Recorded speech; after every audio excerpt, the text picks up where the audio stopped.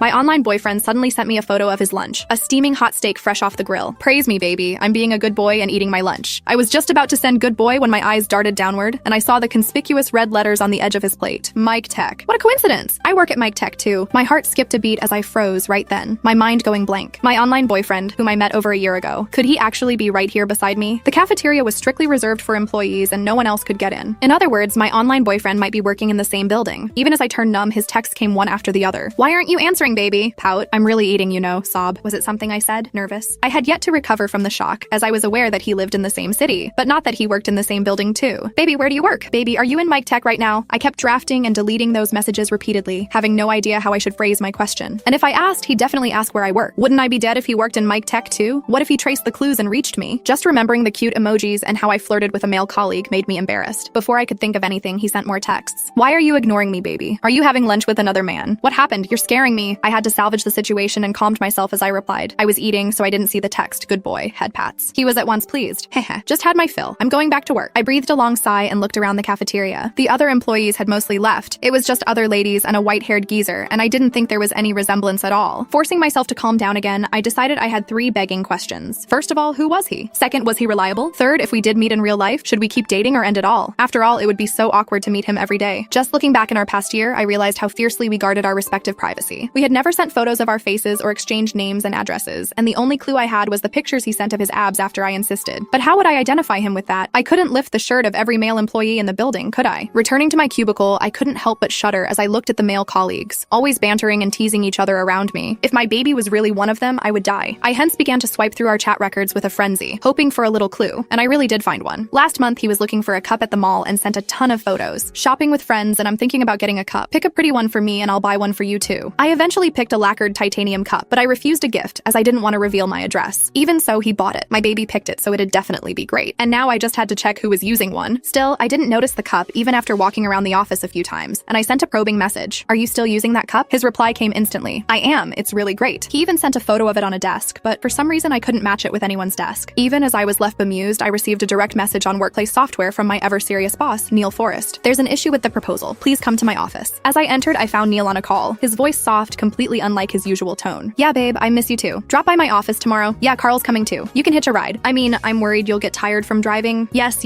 okay, you're the boss. Drive safe. I'll go back to work now. I promptly turned to look outside the window. It was just so cringeworthy, and I certainly didn't expect my usually ice-cold boss to be that clingy in private. That was when Neil cleared his throat after hanging up. Once again, the calm and composed superior as he said, the investor has already checked out our proposal and was mostly satisfied, but there are details that need adjustments. I've marked them, so edit them later. Yes, Mr. Forrest, I replied. I was ready to leave when